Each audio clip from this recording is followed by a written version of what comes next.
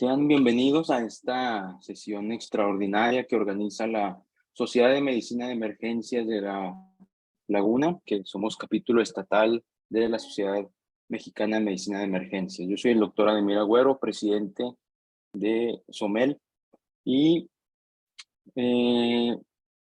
nuevamente bienvenidos a esta sesión extraordinaria que organizamos con el tema a cargo de un médico. Él es el doctor Alfredo Reyes García. Él es médico psiquiatra formado en el Instituto Nacional de Psiquiatría Ramón de la Fuente Muñiz de la Universidad Nacional Autónoma de México, con alta especialidad en urgencias psiquiátricas también por la Universidad Nacional Autónoma de México, y maestría en psicoterapia cognitivo-conductual. Es uno de los grandes exponentes de las urgencias psiquiátricas y que tiene mucha actividad por ahí en la Sociedad Mexicana de Medicina de Emergencias, muy conocido también en redes sociales, podcast muy interesante también para si lo quieren escuchar por ahí. Doctor Alfredo Reyes, muchísimas gracias por estar aquí con nosotros. Él nos va a hablar sobre valoración del riesgo de suicidio en un servicio de urgencias, y pues cedemos el micrófono y la pantalla al doctor Alfredo Reyes. Gracias, doctor. Nada más le pongo aquí para que pueda compartir su pantalla. Y bienvenido.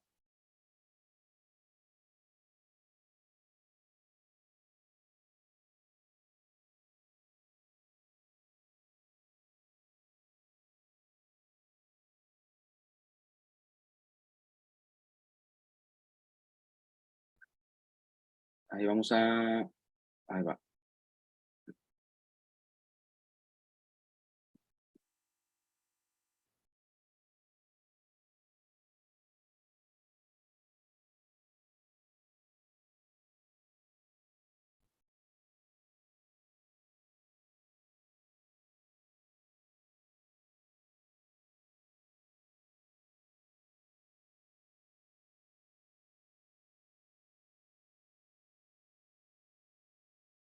Ahí va, mira, ok. Ahí está.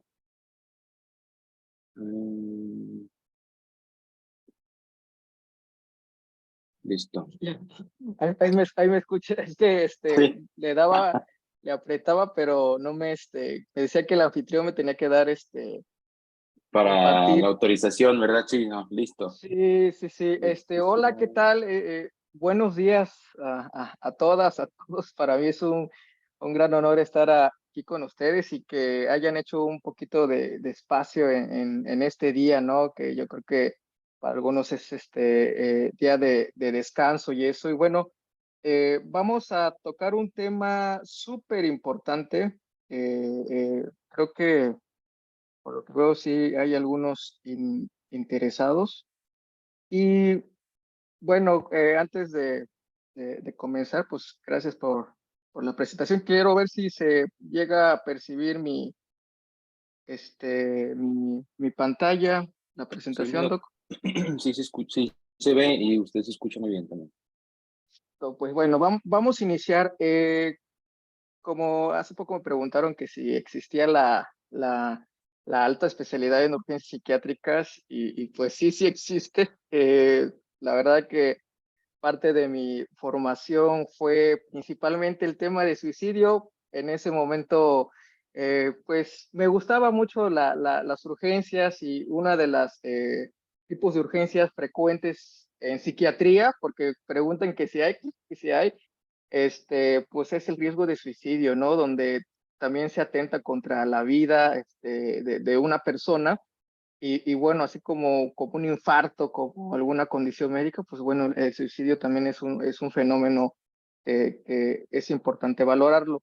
Esta charla, bueno, pues como me comentaron, es más enfocada a una parte de un servicio de urgencias, pero bueno, vamos a tocar algunos temas muy importantísimos. Voy a iniciar con un poco de historia. Fíjense que el término de suicidio eh, tiene como una etimología donde sui significa sí mismo y cadere es la acción de matarse. Entonces, etimológicamente la palabra suicidio es la acción de matarse a sí mismo, ¿no?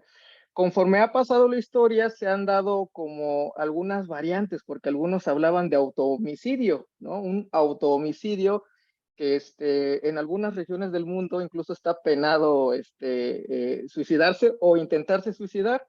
Lo paradójico es que si intentas suicidarte y no culminas con la muerte, pues de todos modos vas preso, ¿no? Entonces, autohomicidio, autoaniquilación. Entonces, suicidio se compone etimológicamente de estas palabras, ¿no? Sí mismo y la acción de matarse a sí mismo. Y esta palabra, bueno, ha aparecido aproximadamente desde 1642. Aquí, bueno, es un documento donde aparece por primera vez en este libro de un filósofo, Thomas Brown, que hizo Religio Medici, la religión de un médico. Y por primera vez aquí aparece, bueno, hay unos registros de esta palabra, ¿no? De, este, de la parte de suicidio, y es donde se tiene registrado. Y quiero empezar con algunos conceptos que se han llevado a cabo a lo largo de la historia. La verdad que siempre se ha preguntado o con estos cuestionamientos un poco filosóficos, ¿no? ¿Por qué en un momento dado una persona decide quitarse la vida? Creo que todos hemos sido testigos últimamente de este fenómeno que en lo personal va a la alta, un fenómeno impresionante con esto del acceso a las redes sociales, con ver famosos, ver personalidades, cómo se viraliza, ¿no? Estas informaciones. Entonces, desde ya hace tiempo, o sea, el fenómeno del suicidio tiene muchísimo tiempo y a lo largo de toda la historia, pues es un tipo de comportamiento que se ha manifestado mucho en la condición humana. Y los primeros estudios que aportaron dijeron, bueno, prácticamente quien se intentaba suicidar o que se suicidaba era porque tenía un trastorno mental, ¿no? Que era una persona mentalmente alterada porque iba en contra de mm, instinto de conservación de la propia vida, y pues prácticamente era generalizado que todo aquel que se intentaba suicidar era porque realmente tenía una enfermedad mental. Bueno, pues actualmente eso ya no es completamente cierto. No necesariamente se tiene que cumplir un criterio de un trastorno mental para realmente tener un comportamiento de tipo de suicidio, o sea, una cuestión por una pelea, por un consumo de sustancias, por una impulsividad marcada que maneja la persona, puede llegar a tener un intento de este tipo, ¿no? Así como tenemos impulsos agresivos, que en una riña puedo pelearme con alguien o puedo lesionarlo o agredirlo, pues igual forma la agresión, en vez de dirigirlo hacia afuera, va dirigido hacia uno mismo. Y en una parte sociológica, Emily Durkheim fue un sociólogo que alrededor del año 1880 más o menos, hizo un estudio y él se dio cuenta que en algunas poblaciones los intentos de suicidio eran más frecuentes y dijo, ¿qué está pasando? O sea, normalmente asociábamos el suicidio de manera individual y personal, pero habían sociedades donde los comportamientos suicidas eran mayores. Y entonces dijo, tiene que ver algo, tiene que ver el estrato socioeconómico, tiene que ver algo con la religión, o qué es lo que pasa en el contexto social. Y tiene un clásico, un libro muy, muy, muy bueno que se llama El suicidio de Emily Durkheim.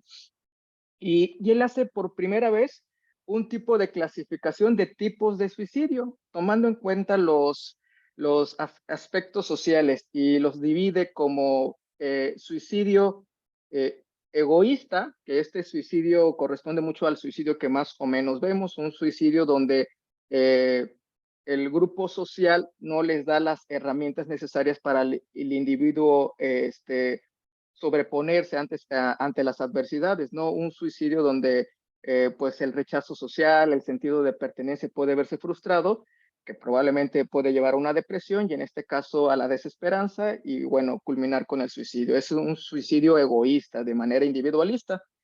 Poniéndonos en el otro extremo, decía, hay un suicidio de tipo altruista que resulta que, bueno, por el bien de la comunidad, los lazos son muy unidos y dicen, bueno, en algunas sociedades, por ejemplo, los adultos mayores, ya que no tienen una capacidad de autocuidado, pues terminan con su propia vida, ¿no? Y es un suicidio completamente opuesto, un suicidio altruista. Y también lo menciona el suicidio anómico, que dice el suicidio anómico es, bueno, en sociedades donde hay una libertad, como mucho, libertad de expresión, libertad de pensamiento, y dicen, bueno, pues en algún momento dado, pues hay una opción, si yo no quiero, no sé, pasar una enfermedad grave o algo terminal, dice, bueno, puedo yo decidir terminar con mi vida, ¿no? Entonces, pues hay una parte más flexible en ciertos grupos sociales y puedo terminar con mi propia vida. Ese es el suicidio anómico. Y por último, el suicidio fatalista, que es como lo contrario a eso, donde están sometidos a un ambiente sumamente controlado, hablando de cárceles, por ejemplo, hablando de, no sé, campos de concentración, donde las personas, pues bueno, por esta libertad limitada, pues culminan por quitarse la vida. Entonces, este es un ejemplo de cómo los aspectos sociales pueden influir en un comportamiento tan heterogéneo que no necesariamente puede ser por parte de un trastorno mental. Y esto es lo interesante del fenómeno del suicidio, ¿no? Porque aquí vienen muchas preguntas al aire, o sea, ¿qué lo ocasiona? ¿Por qué una persona decide quitarse la vida? ¿Qué corresponde a qué tipo de profesionales de la salud, o no? O sea, como que es un fenómeno muy heterogéneo, y esto es la importancia de hacer este tipo de charlas para que se den cuenta que obviamente, bueno, vamos a ver qué factores influyen, y nosotros como personal médico, de qué forma podemos intervenir y de qué forma podemos detectar este tipo pues de padecimientos, ¿no? Entonces, es parte de lo que vamos a ir analizando. Y bueno, es una gráfica que a mí me gusta muchísimo porque quiero mostrarles cómo las tasas de suicidio en varones, este es un estudio que se llevó a cabo, bueno, en esa parte de los registros, y cómo quiero que vean en la Primera Guerra Mundial, las tasas de suicidio disminuyeron impresionantemente. Eso en la Primera Guerra Mundial las tasas de suicidio bajan generalmente, y luego en la Gran Depresión posterior a esa Primera Guerra Mundial incrementan nuevamente las tasas de suicidio, ¿no? Y luego en la Segunda Guerra Mundial vuelven a bajar, ¿no? Entonces, esto es para que se den cuenta cómo ciertos aspectos sociales también pueden influir mucho en este tipo de comportamiento. Esto es un ejemplo comparándolo con lo que es la pandemia, lo que muchas veces vimos y vimos cómo ha pegado, ¿no? Este fenómeno, y entonces, bueno, ahí viene esta asociación y este cuestionamiento que realmente ciertos factores sociales de pandemia pueden influir en comportamientos de ciertos individuos.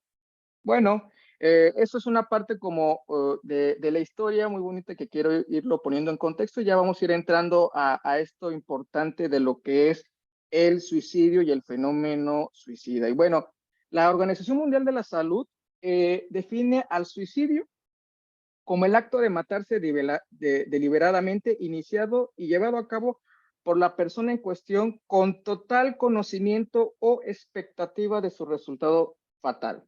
El concepto de suicidio tiene algunos elementos muy importantes que conociendo la definición vamos a saber de qué manera podemos evaluar esto. Fíjese muy bien, tiene que haber ciertos elementos. Primero, que las acciones llevadas a cabo tienen que ser realizadas por el propio individuo, ¿no? Segundo, bueno, en el caso del suicidio, bueno, que la persona haya fallecido, ¿sí? Y tercero, y el concepto yo creo que define la gran diferencia, es que tengamos evidencia de que la persona tenía la intención, tenía la expectativa, tenía el deseo. La persona era consciente de que llevando a cabo esta serie de acontecimientos y este proceso, el resultado era acabar con su propia vida. ¿Qué es lo que pasa? No sé, en un momento dado está consumiendo un tipo de sustancia. Si la persona fallece, bueno, fue una acción que la misma persona hizo, terminó con su vida prácticamente, pero si la intención o la expectativa no era quitarse la vida, entonces no se puede tomar en cuenta como la definición de suicidio. En este caso sería una muerte por accidente. Entonces, eso es muy importante porque es parte de lo que se va uno evaluando. Si realmente la persona tiene la expectativa, la intención, sabe que a través de esas acciones el resultado que pretendía era quitarse la vida. Y esto es como parte de la definición de suicidio. Obviamente sabemos que pues no toda persona que intenta suicidarse culmina con suicidio. Y aquí viene todo este espectro del tipo de comportamiento que vamos a ir analizando. Y bueno, una de las definiciones también es el intento de suicidio, ¿no? Todo comportamiento autoinfligido que no causa la muerte, ¿no? Y se refiere a la intoxicación autoinfligida, lesiones o autoagresiones intencionales que pueden o no tener una intención o resultado mortal. En la cuestión de las definiciones, creo que ahorita vamos a ver un cuadrito importante de cómo se lleva a cabo esto, pero es importante que sepan que, bueno, los términos va a depender mucho de el tipo de análisis y de exploración que hagamos, ¿no? Porque pueden haber, por ejemplo, autolesiones no suicidas, y en este caso puede ser todo aquel comportamiento autolesivo, de realizar cortes, quemaduras, pero la intención no era quitarse la vida. La persona puede saber perfectamente, no, yo no me quería quitar la vida, simplemente tuve un momento de mucha desesperación, mucha vulnerabilidad. Me tomé, no sé, 5 pastillas de clonazepam, me tomé 3 pastillas, me tomé un frasco. Obviamente va a depender mucho la intoxicación, la letalidad, pero es importante el evaluar si la persona sabía más o menos la intención, o sea, oye, ¿cuál era tu expectativa? ¿Cuál era, no sé, a lo mejor dormir y no despertar, ¿no? Un ejemplo que, no, pues solo quería dormir. Ese tipo de cuestionamientos luego son muy difíciles de precisar porque ya obviamente hay un comportamiento autoinfligido y pero prácticamente sí hay que hacer la gran diferencia entre una, autolesión no suicida con un intento de suicidio.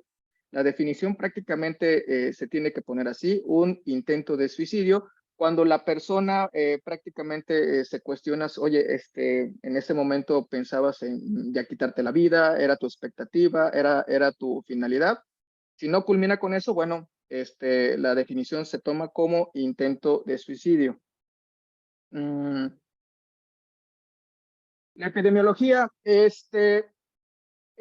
suicidio es un fenómeno que van a ver muy frecuentemente. Yo creo que, y lo puedo asegurar con toda honestidad, yo creo que sobre todo antes de llegar al psiquiatra, van con otro, y eso lo reportan los estudios, van con otros médicos de atención primaria. No primeramente van a ir con los psiquiatras, las personas que han intentado suicidarse siempre acuden con otro médico, ¿no? Tanto por el estigma, por muchas cuestiones más, pero casi siempre los médicos de primer contacto es importante que sepan tener un conocimiento acerca de cómo se valora el riesgo de suicidio.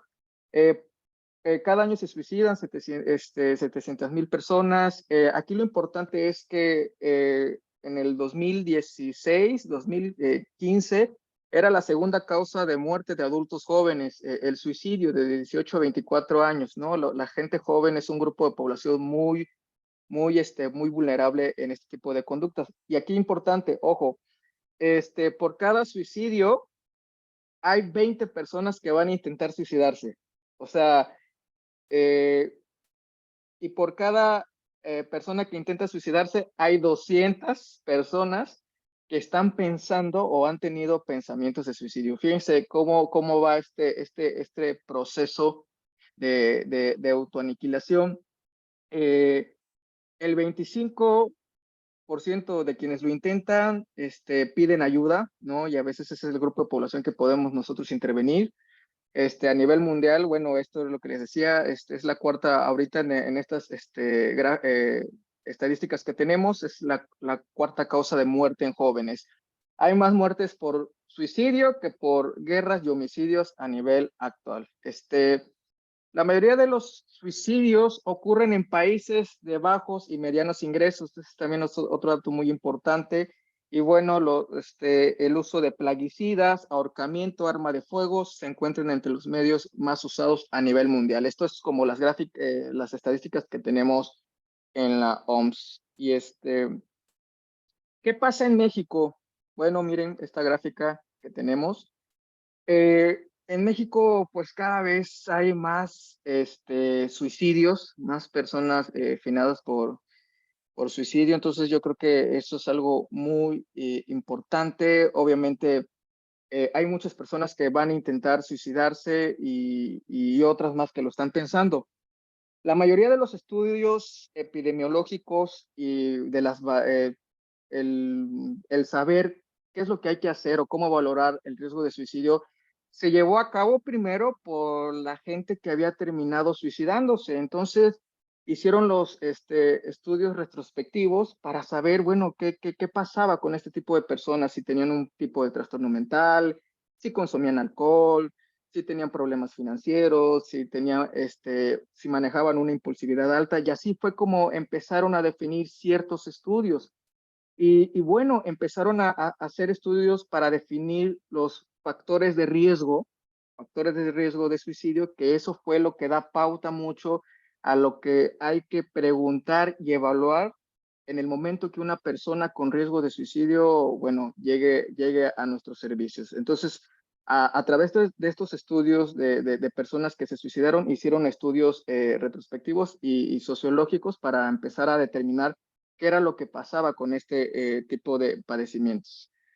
Eh, y bueno, y con esos estudios que se llevaron a cabo, pues resulta que pues hay un amplio espectro del fenómeno de suicidio. O sea, que va desde la ideación suicida, o sea, los pensamientos de suicidio, hasta las manifestaciones comportamentales, ¿no? Hasta las manifestaciones de un intento de suicidio. Esto es lo complejo y lo interesante a la vez de que el personal de salud tiene que saber. ¿Qué quiero decir con esto? Que pues muchas veces una persona no vas a saber si tiene el deseo de quitarse la vida o si ha pensado en suicidarse.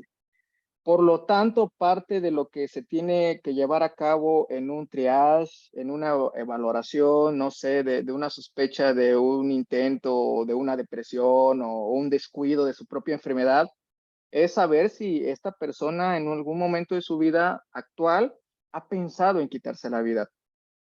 Nosotros en un triage de psiquiatría, le comentaba no hace mucho en una plática, pues nosotros, pues a diferencia de ustedes, tienen como que, no sé, viene alguien chocado, viene alguien accidentado, pues no, a veces en un servicio de urgencias puedes ver a alguien sentado muy tranquilo, pero pues no, puede ser un paciente con riesgo de suicidio en potencia, ¿no?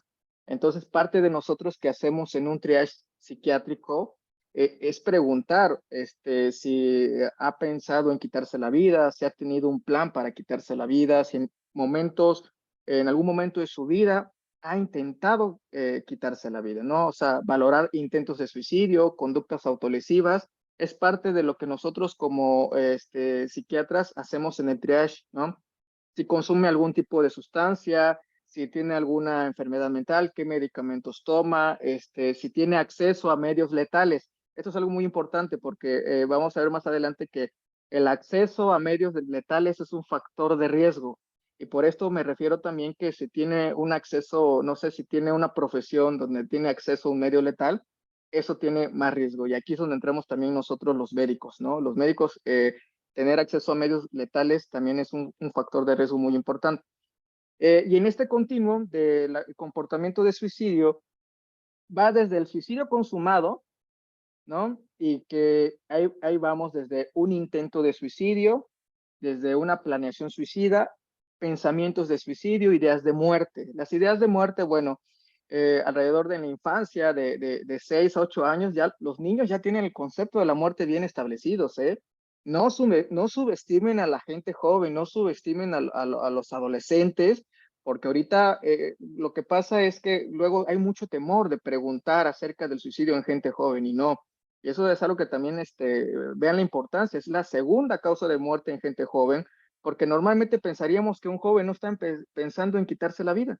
Entonces, desde muy pequeños ya hay concepto de las ideas de muerte desde los 6 años y a partir de ahí, arriba de la intencionalidad, arriba de cero, si una persona, por mínima que sea, ha contemplado en algún momento o tener una cierta indiferencia a quitarse la vida, ya empieza este continuo, desde que van las fantasías de suicidio, pensamientos, fantasías, que quiere decir, bueno, que una cierta indiferencia, ¿no? Una cierta indiferencia a que no quiero cuidar de mi propia persona, estoy tomando un medicamento y pues no me importa si no me lo tomo, porque ya quisiera dormir o quisiera que me diera una enfermedad. No, no haría algo propiamente para quitarme la vida, pero muestro una indiferencia al cuidado de mi persona. No sé, de repente hay gente que puede manejar a alta velocidad, puede andar por una colonia muy peligrosa,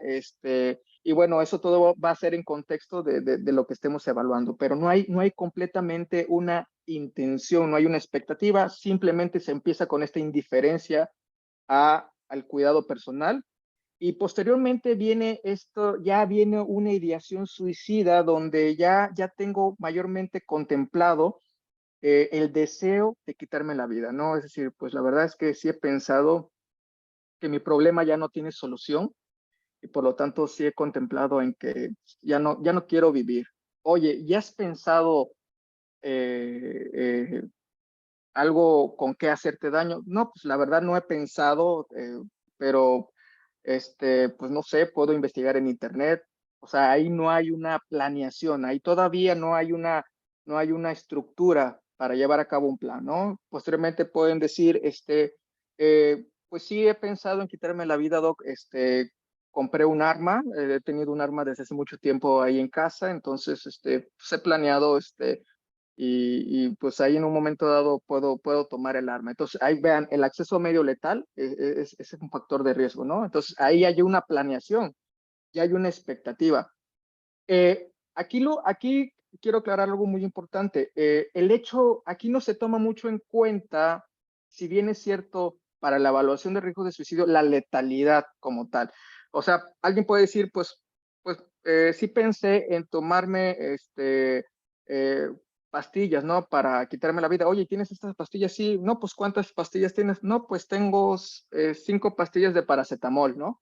A lo mejor, pues uno como médico puede decir, no, pues es una dosis no letal o puede decir algún otro método no es letal, pero la letalidad no va a definir que el riesgo sea menos, ¿eh? O sea, si la persona tenía la expectativa o la conciencia de que con esa dosis iba a fallecer, eso es lo más importante que tenemos que tomar en cuenta. No tanto como tal, obviamente, pues la letalidad sí puede ser importante, pero no es el plan, no es el foco de concentrarse, sino la expectativa. Si la persona piensa que con esa acción puede culminar con su vida, bueno, se toma en cuenta con la misma severidad. Entonces ya hay una planación, ya hay una estructura, y bueno, el intento de suicidio es cuando realmente ha culminado con un acto y a lo mejor no haya sido letal, y que bueno, su intención era quitarse la vida. No sé, es que, oye, ¿te has hecho cortes en antebrazos?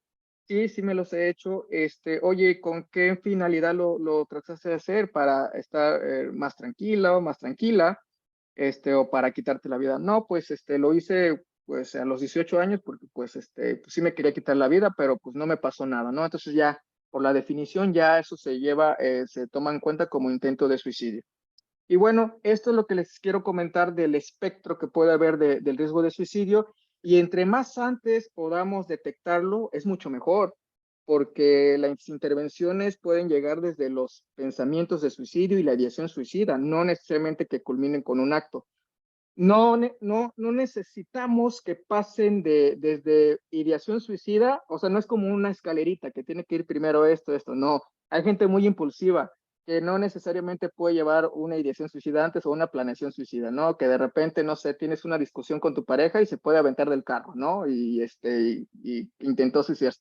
Eso habla mucho de la impulsividad, entonces, pues no fue premeditado, no fue planeado, pero fue una conducta muy riesgosa. Entonces, no necesariamente tiene que haber un continuo seguido, pero es parte del proceso de psicopatología, de la clínica, que tenemos que saber que hay pensamientos de suicidio y hay comportamientos suicidas.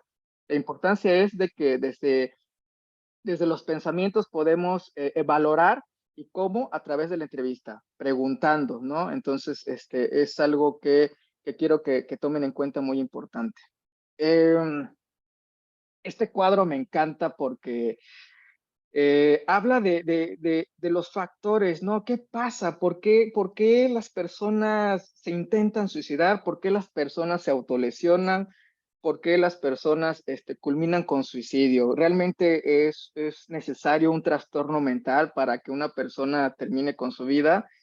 Han sido todas estas preguntas que a lo largo pues de la historia, y ahorita con todos los estudios, el método científico, pues la verdad ha tenido unas grandes respuestas a esos cuestionamientos. Y aquí quiero ponerles esta gráfica de que habla de los factores de riesgo individuales y factores ambientales. Y fíjense, ha habido muchas teorías acerca del fenómeno del suicidio, ¿no? Y pues como saben, es un fenómeno muy heterogéneo hasta la fecha. No tenemos algún predictor, algún gol estándar que nos diga, ¿saben qué? Esta persona se va a suicidar. Hasta ahorita no tenemos como un gol estándar como en otras cuestiones importantes de la medicina, pero sí tenemos algunas respuestas, algunos factores de riesgo con mayor peso, ¿no? Y dentro de las historias, factores etiológicos, teorías que se han propuesto para el fenómeno del suicidio, les voy a compartir algunos. De los principales es la teoría de la diátesis estrés. La teoría de la diátesis estrés es que menciona que tiene que haber unas ciertas condiciones, tanto del propio individuo y del ambiente, para que se lleve a cabo la manifestación del fenómeno. ¿Qué quiero decir con esto? Los factores personales individuales es una condición necesaria, pero no suficiente para que pues, se lleve a cabo el comportamiento. ¿Por qué? Porque con un mismo ambiente, por ejemplo, una historia de maltrato infantil, no todas las personas que reciben maltrato infantil tienen comportamientos de suicidio, ¿no? Y por ende, no todas las personas que tienen depresión, que sería como un factor individual, tienen intentos de suicidio o terminan suicidándose. Entonces, la pregunta sería, o sea, ¿por qué algunos sí, por qué algunos no? Entonces, por eso habla esta teoría de la diátesis estrés. Tiene que haber una interacción entre ciertos factores personales que se combinan con factores ambientales para que se produzca el fenómeno. Por ejemplo, si tiene antecedentes de familiares con algún trastorno mental, bajo nivel socioeconómico, problemas financieros, y aparte, bueno, no sé, tiene una enfermedad crónica asociada al dolor, pues ahí es un momento muy clave que puede generar un comportamiento suicida, ¿no? El modelo de diátesis estrés habla de esta interacción de factores individuales, factores ambientales, y tiene que haber una interacción entre estos, ¿no? Entonces, ese es el modelo que también ha tenido mucho peso en la explicación de este tipo de fenómenos. Otros pues, investigadores han hecho unas teorías. Dentro de estas teorías interpersonales psicológicas, de las que más me gustan es una que es propuesta por un científico, se llama Joyner. Joyner menciona que para que haya un comportamiento suicida tiene que ver como una triada, ¿no? Y esto, lo primero es, primero es la percepción de carga o la carga percibida, que percibo que soy una carga pues para mi grupo social, para mi familia. La percepción de que soy de una carga para mis familiares. El otro concepto es el bajo miedo a la muerte, o sea, que este instinto de conservación está anulado. No tengo miedo a morir.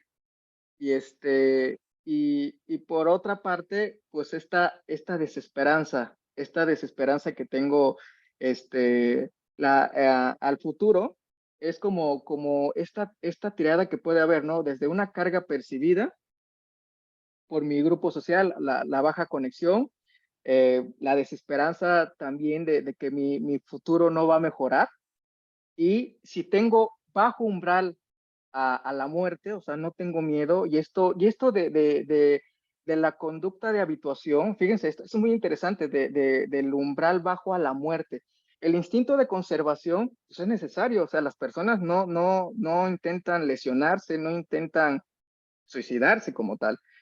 Pero si hay una historia, por ejemplo, de maltrato infantil, resulta que hay muchos fenómenos que eso también ya han sido descritos de forma también de las neurociencias. Hay un factor de modificación a nivel cerebral, pero hay un fenómeno de habituación.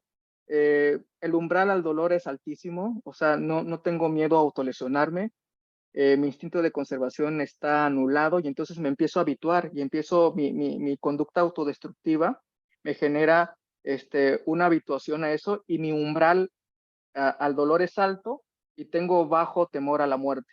Y entonces, por ejemplo, cuando alguien llega a un servicio de urgencias y tiene un historial de conductas autolesivas, muchas veces uno genera como ciertos sentimientos, ¿no? O prejuicios a este tipo de pacientes. Y no, o sea, quiero que vean que ese tipo de impulsividad a veces que maneja, puede estar relacionado con esto, con una historia de habituación, un umbral alto al dolor y el instinto de conservación anulado. Y entonces, con esta triada de desesperanza, de la carga percibida y de el bajo miedo a la muerte, puede generar, si solamente hay dos, no sé, una desesperanza, nada más, puede generar ideación suicida y la percepción de carga percibida. Pero si tengo alto miedo a la muerte, ese instinto de conservación me va a proteger probablemente para no llegar al acto. Entonces, aquí habla mucho de que si hay dos factores,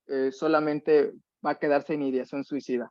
Entonces, vean lo importante de esta teoría. Me gusta mucho porque es parte de lo que a veces uno pregunta, ¿no? Y si ya tiene antecedentes no sé, consumo de sustancias, autolesiones, ya es una conducta que nos puede referir eso. Entonces, vean, estas teorías hablan de muchos, hay teorías genéticas, factores epigenéticos. Resulta que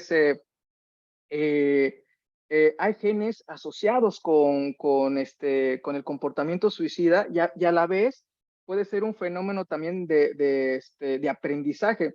Si hay un familiar, ojo, y esto yo lo veo frecuentemente en mi consulta, si un familiar de primer grado falleció por suicidio, no sé, o sea, hay conocimiento de un abuelo, un tío, un padre, o sea, casi siempre en cierta generación va a repetirse el fenómeno con alguno de los integrantes.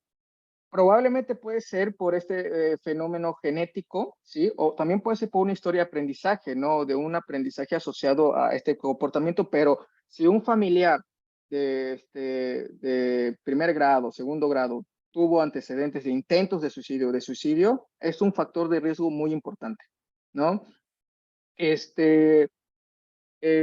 También, bueno, aquí los trastornos psiquiátricos también tienen un gran peso en el fenómeno del suicidio, sobre todo trastornos del estado de ánimo, trastornos afectivos, el que más se asocia el trastorno depresivo mayor. No es el único, ojo, no es el único, también un trastorno de ansiedad. Una persona por ataques de pánico puede intentar quitarse la vida para liberarse como de este malestar. Trastornos como el estrés postraumático, fíjense, esto es importante, el trastorno de estrés postraumático y el trastorno límite de personalidad, que muchas veces son personas frecuentes que van a un servicio de urgencias, pues son personas que tienen asociados a veces comportamientos autolesivos, comportamientos autodestructivos, y muchas veces estas personas pues son muy discriminadas en un servicio de urgencias, cuando sabemos que son personas que tienen un problema importante en la regulación emocional. Hay una hiperactivación autonómica súper intensa. Y entonces fíjese qué interesante, utilizan mucho las autolesiones como medida de regulación, o sea, como una medida de regulación porque no hay otra cuestión, cosa que los calme, o sea, no hay una benzodiazepina muchas veces, no hay un antipsicótico, y es tanto el malestar que sienten que la autolesión les genera un estado como de quietud, y está asociado mucho a esto, a que pues liberan opiáceos, liberan endorfinas, porque hay un tipo de anestésico cerebral que se libera posterior a la autolesión. Y entonces empiezan a reforzar esa conducta como una conducta compulsiva. Y obviamente se ocupa el fenómeno de habituación y eso es un dato muy importante. El trastorno de estrés postraumático, pues como saben, tiene que haber una condición donde la persona estuvo expuesta casi a morir o tuvo un historial crónico de mucho maltrato, mucha violencia. Entonces, si hubo niños que fueron muy maltratados, pues este instinto de autoestima y conservación va a estar anulado. Entonces, son personas que probablemente en la edad adulta vayan a tener, pues menos, pues una autoestima baja y por lo tanto, pueden ser más frágiles en tipo de adversidades ambientales. Bueno, pasando a la parte ambiental, pues se han asociado los problemas de pareja, aislamiento social, problemas económicos, y el acceso a medios letales, ¿no?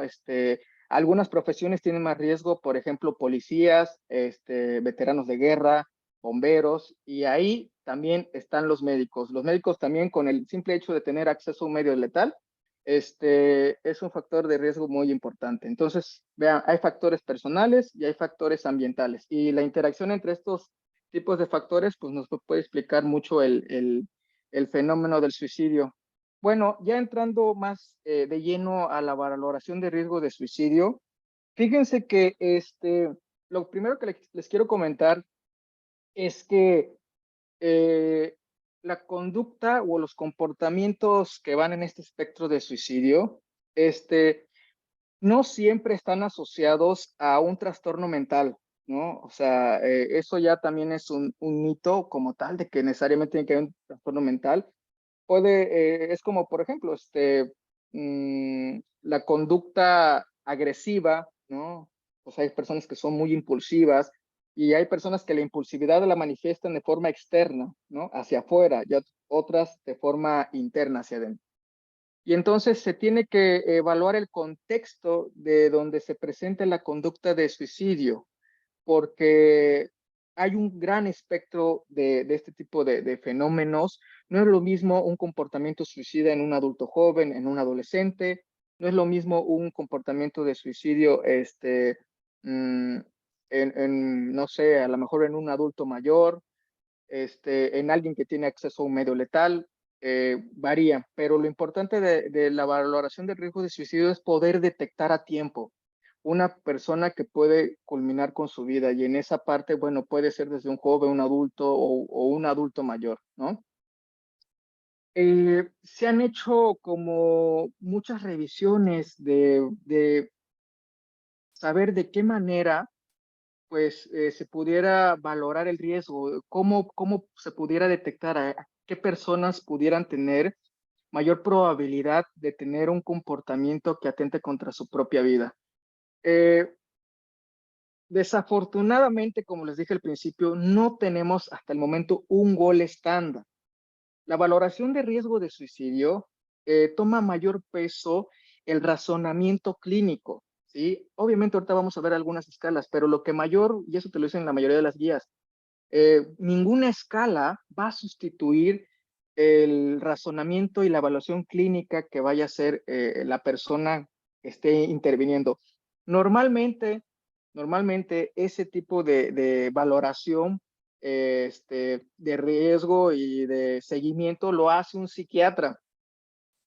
Pero bueno, como saben, pues no hay muchos psiquiatras y luego el que está de turno, pues hasta mañana va a la interconsulta y a veces hay hospitales que no hay psiquiatras, ¿no? Entonces, creo que sí, eso es algo que muy frustrante, ¿no? Yo creo que, bueno, también lo entiendo, ustedes como personal de urgencias, pues bueno, no tienen como este tiempo, ¿no? Para como hacer una valoración completa o algún tipo de intervención, ¿no? Y aparte, pues obviamente, como yo les digo, al menos en psiquiatría, este tipo pues de pacientes, de consultantes, pueden ser un poco desgastantes, ¿no? Es una de las cuestiones que al psiquiatra sí lo ponen un poco en aprietos por las cuestiones legales, por las cuestiones del contexto que se está como refiriendo este fenómeno. Pero bueno, la valoración de riesgo de suicidio implica varios elementos importantes y lo principal es evaluar factores de riesgo, ¿sí? Y sobre todo explorar si hay una ideación suicida y una planificación. Obviamente, en un servicio de urgencias, puede ser que ustedes vean a alguien ya que haya realizado un intento de suicidio, ¿no? Pero muchas veces es como que resuelven si no hubo una intoxicación, si no hubo una lesión importante, ya después se va de alta, ¿no? Entonces, eso también es el mensaje muy importante de que, pues no, la ventana de mayor riesgo de suicidio es posterior a un intento de suicidio reciente. Y es como en los 45 días posteriores, las probabilidades de que una persona vuelva a intentar suicidarse después de un intento son altísimas. Entonces, por eso muchas veces un intento de suicidio era criterio para hospitalización en psiquiatría, porque los estudios mencionan que el mayor periodo crítico es posterior en los primeros días a un intento de suicidio. Bueno, aquí les pongo una tablita de los factores de riesgo para para el fenómeno de suicidio. ¿Qué factores de riesgo hay? Y les quiero comentar que de todos, muchos estudios que se han llevado a cabo, no hay uno, o sea, no con un factor de riesgo va a ser predictor importante. Entre mayor factores de riesgo haya, pues mayor riesgo de suicidio puede haber.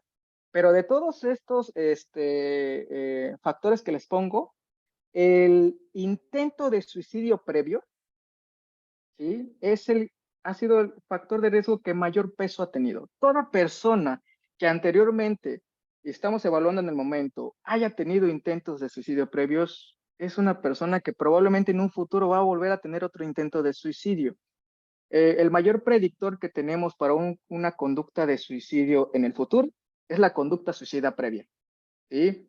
Obviamente no es un veredicto como tal, un único factor, pero el intento de suicidio previo, y para eso, bueno, pues muchas veces entiendo que la parte de la nomenclatura, ¿no? Y luego sí he visto ahí un poquito las controversias, ¿no? Que ponen intento de autolisis o cosas por el estilo, ¿no? Entonces, bueno, la verdad que, pues bueno, yo no soy tan rígido yo en esa parte porque pues lo entiendo, ¿no? También la parte del estigma, ¿no? Y luego los familiares dicen, no, pues como que no les pesa, ¿no? Pero sí es importante que si la persona en ese momento la intención era quitarse la vida o el grado de letalidad pues también era muy alto, o sea, no, o sea, realmente la persona pudo haber muerto y entonces se pone como un intento de suicidio.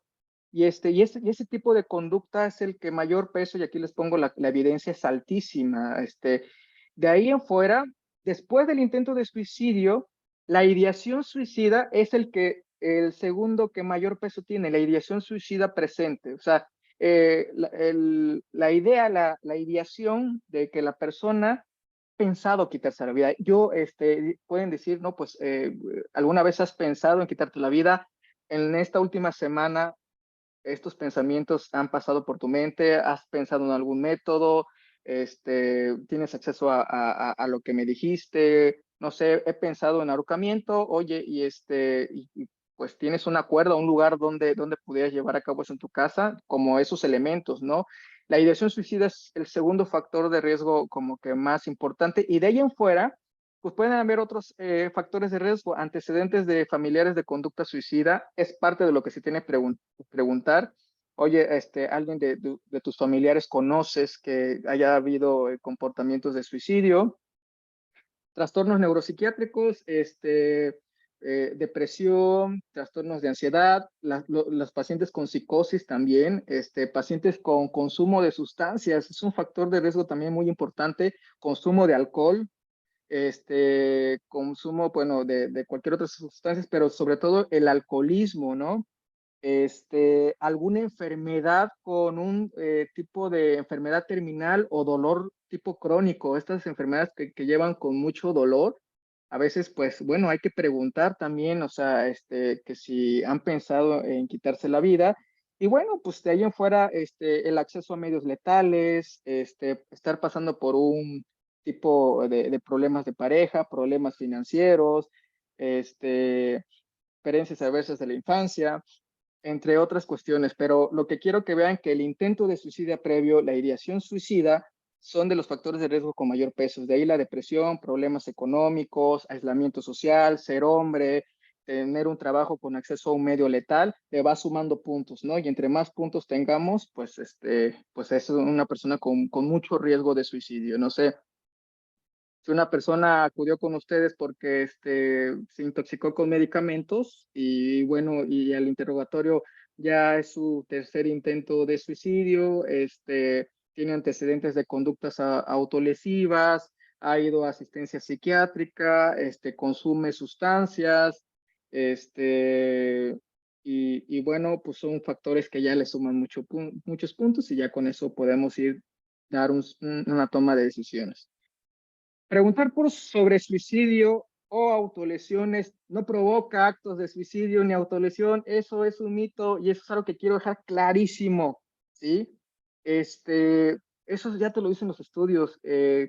Los niños, los adolescentes, tenemos que preguntar de forma importante, ¿no? Y a veces, hace poco estaba revisando, hay un screening que ahorita se los voy a presentar, de que a los niños o adolescentes que muchas veces pueden pedirle permiso a los padres de que si pueden hablar o sea, en privado, ¿no? Decir, y en privado preguntar que si en algún momento se ha autolesionado. O sea, me ha tocado ver mucha gente joven que tiene conductas autolesivas y los padres no saben, ¿no? Por ejemplo, o que han hecho intentos de suicidio y tampoco los padres han sabido. Y esas son las cuestiones también importantes de los aspectos de confidencialidad, aspectos legales, porque, bueno, aquí en psiquiatría se les comenta que, bueno, todo lo que aquí menciono es totalmente confidencial, que únicamente en algún tipo de conducta que atente contra su propia vida, una conducta que se haga daño a sí mismo o a terceros, es el momento donde se rompe el pacto de confidencialidad y si, bueno, se tiene que avisar, se tiene que dejar claro eso porque, bueno, ahorita los jóvenes ya te dicen, no, oiga, doc, pero no se supone que es confidencial.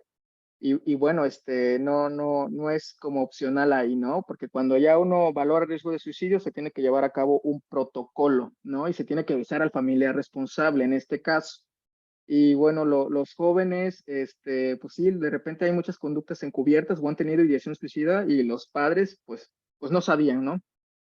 Este, Dentro de este espectro clínico, es importante que veamos que no solo el comportamiento de suicidio va a cobrar relevancia clínica, es importante que entre más antes de este continuum estemos detectando a personas potencialmente predispuestas a este tipo de comportamientos y entonces la ideación suicida es un fenómeno que así como exploramos el dolor, la parte de semiología que nos enseñaron, localización, intensidad, factores atenuantes, factores, así se explora igual la ideación suicida. Verlo de esa manera un poco clínica, ¿no? De decir, en algún momento de tu vida has pensado en quitarte la vida. Oye, cuando bebes alcohol, este deseo incrementa más. Cuando tienes problemas con tu pareja, esto te ha pasado por la mente quitarte la vida. ¿En qué contexto se incrementa? ¿Qué lo disminuye? Bueno, en algún momento, preguntar, bueno, ¿has pensado en alguna forma de hacerte daño? ¿De qué forma? Etcétera. Hace poco, pues tengo algunos colegas, algunos amigos, ¿no? De otras especialidades y de alguna forma, bueno, a veces me dicen, oye, Alfredo, es que fíjate que, no sé, el hijo de una señora, dice que se tomó pastillas y cosas por el estilo. Y ya, bueno, ahí los vamos guiando un poco, pero me sorprendió una amiga, porque le dije, no, pues, esta amiga es endocrinóloga y decía, oye, es que yo le pregunté le digo, no, pues pregúntale, porque también ven a veces trastornos de la conducta alimentaria, ¿no? Atracones, anorexia y cosas de ese tipo. Le digo, no, pues, si yo sospecho que a lo mejor ha intentado, le digo, pues pregúntale, le digo, que si en alguna vez se ha intentado quitar la vida. Entonces, de una vez que la vi, me dice, es que le pregunté, se intentó y me dijo que sí. Y le digo, ¿y qué pasó? Pues ya no supe qué hacer, ¿no? O sea, como que le dio, como que le dio temor o le preguntó si también ha pensado. Dice, no, sí, sí ha pensado en quitarse la vida. Le digo, no, pues me la refieres, ya ya la evalúo y a ver pero está bien, o sea, de alguna forma dice, es que pues me daba mucho temor preguntar, porque le dije, no, porque pues es como si preguntaras que si toma algún medicamento, que si, pues es eso, y obviamente que ya detectas algo y que sospechas algo, pues, o sea, coméntale que es importante que pueda obtener una valoración por parte de un profesional de salud mental, ¿no? Entonces, vean, esto ha sido como lo padre de este manejo conjunto, porque pues de alguna forma muchas personas van a ir antes con otros especialistas, ¿no? O no saben que a lo mejor un, un paciente pueda tener riesgo de suicidio. ¿Y cómo lo van a saber? Pues preguntando, ¿no? Este, Dentro de este fenómeno de la ideación, fíjense que se ha estudiado otro concepto muy importante, la ideación suicida pasiva. Y esto habla mucho de un grupo poblacional muy importante que son los adultos mayores, ¿no? Que la idea de suicidio pasiva o no estructurada se refiere mucho a que, por ejemplo, ignorarías deliberadamente el cuidado de tu salud, tienes ganas de intentar morir comiendo demasiado o no tomando tus medicamentos, como tener esta indiferencia, ¿no? Al autocuidado personal, por lo tanto, saber que esa negligencia personal puede llevarme con el acto final de quitarme la vida. Y en esta cuestión hablo mucho de adultos mayores, que es un fenómeno que se ha estudiado ahí, de esta ideación suicida pasiva, ¿no? De esta indiferencia al autocuidado, a la responsabilidad de llevar mi medicamento y por lo tanto estoy consciente de que esa cuestión me puede llevar a la muerte, pero no hago nada, ¿no? No hago nada al respecto y entonces se toma también como un punto importante de evaluación y eso es algo que también está ahorita en estos estudios. Y bueno, pues no todos los que intentan suicidarse tienen un diagnóstico psiquiátrico necesariamente. Y bueno, también una propuesta de que las autolesiones no suicidas, sobre todo en adolescentes y gente joven, pues se tome como una entidad clínica un poco diferente, como este espectro fuera del fenómeno del suicidio. O sea, no, obviamente, personas que han intentado lesionarse, no con el fin de suicidarse, tienen mayor riesgo que en un futuro puedan tener un intento de suicidio, pero no todas las personas que se autolesionan en un futuro van a tener intentos, ¿no? Entonces también se ha propuesto esto. Y lo que quiero comentarles es que en algunos estudios, y yo creo que muchos, se ha dicho que el 31% de los fallecidos por suicidio tuvo un contacto con un profesional de la salud, y casi, o sea, el 30% de estos tuvieron con un contacto con un profesional de la salud mental, pero la gran mayoría, de un 80-90% de finados por suicidio, fueron con un especialista que no era de salud mental, o sea, fueron con un médico de primer contacto. Por lo tanto, pues esto es muy importante que sepan que, que profesionales que no son de la salud mental, que no necesariamente tienen que ser psiquiatras, pueden tener una capacitación y una forma de intervención o una forma de detección a este tipo de consultantes, de pacientes. Este, se han hecho estudios descriptivos respecto a qué pasa con los profesionales de primer contacto y pues la mayoría mencionan, ¿no? Que pues hay cierto desconocimiento, como que no existe una cierta confianza para valorar este tipo de fenómenos. por algunas otras razones también el parte del estigma, de los prejuicios, la verdad es que sí es muy conocido, ¿no? La forma como de a veces un poco de actitud despectiva, este tipo de pacientes en un servicio de urgencias, ¿no? Entonces, yo creo que con esto que hemos estado viendo, ¿no? De la historia de maltrato, estrés postraumático, factores ambientales, factores genéticos, pues no, o sea, son personas que no saben cómo resolver problemas de su propia vida, no saben cómo tienen un problema a lo mejor en esta función ejecutiva, hay gente que es muy impulsiva, ¿no? Y entonces, factores de riesgo, déficit de atención, hiperactividad, ¿no? Depresión y esto, o sea, ya está descrito, ¿no? Hay personas que tienen un problema en la regulación emocional impresionante, entonces tienen un tipo de activación más intensa que el promedio de la gente y les cuesta trabajo regularse, ¿no?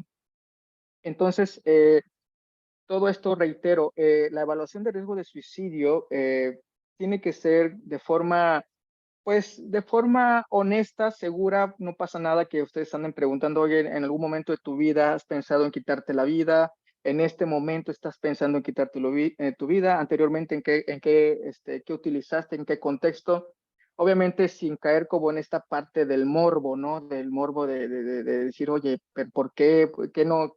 Eh, Rápidamente te viene este instinto de decir, oye, pero tienes muchas cosas, tienes un hijo, tienes un trabajo, y no, eso es lo peor que pueden hacer en una intervención, y ahorita quiero llegar a ese punto. Entonces, sabiendo este tipo de factores de riesgo, podremos dar como pues, parte del interrogatorio. Estos son otra parte de los factores psicopatológicos. Hay gente que es muy perfeccionista, o fíjense el contraste, dentro de una persona muy impulsiva, y alguien a quien es muy perfeccionista. Y aquí es algo muy importante luego con esta parte de los profesionales de la salud en el cuestión de la medicina. Y es algo que en algún momento dado he tocado en otros foros, porque la parte de los profesionales de la salud, y es algo ahí, aquí nomás voy a tomar un paréntesis, el ser médico es un factor de riesgo, tenemos acceso a medios letales, ¿sí? De por sí la carrera es súper estresante, ¿no? De por sí la residencia es súper estresante.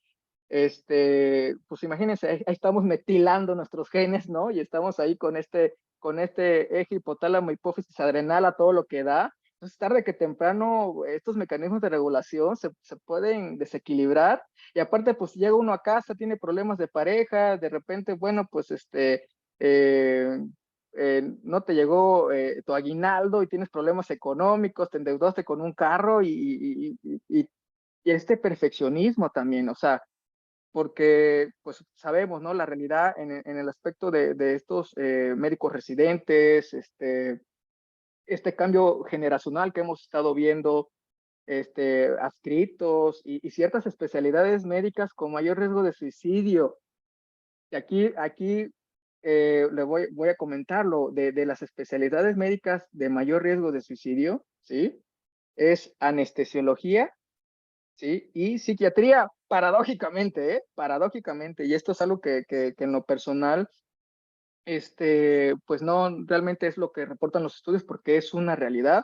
Probablemente, y aquí la teoría es este fenómeno de habituación, ¿no? Pues nosotros estamos manejando como en este momento, pues pacientes con riesgo de suicidio, ¿no? Y no necesariamente que se contagie como tal, pero hay un contacto cercano a este fenómeno, ¿no? Y por otra parte, anestesiología, o sea, anestesiología que sabemos. Vean esta parte, acceso a medios letales, ¿no? El acceso a medios letales que ellos tienen, bueno, pues manejan sus medicamentos controlados y pues un factor de riesgo y aparte agréguenle si hay un consumo de sustancias, si ser médico, acceso a medio letal, vean, ya está teniendo y tiene depresión, tiene problemas de pareja, ya ha intentado suicidarse antes, ya. O sea, créamelo que yo honestamente, yo he comentado, o sea, en la parte de esa especialidad médica, y bueno, en general, en la mayoría, pero en los que tienen mayor factores de riesgo, yo creo que hay personas que tendrían que tener una cierta vigilancia estrecha, ¿no? Por el manejo importante de este tipo de medicamentos. Y bueno, aquí les muestro algunas escalas que se han ocupado para la valoración de riesgo de suicidio. Y bueno, desde ninguna escala va a sustituir el razonamiento clínico. O sea, lo que pasa es que algunas escalas han variado en esta clasificación importante de riesgo de suicidio. En algunos pueden puntear alto, en otro momento no. Varía el tipo de persona que tanto esté capacitada para hacer la valoración como también el mismo paciente. Pero de las que más se ocupa,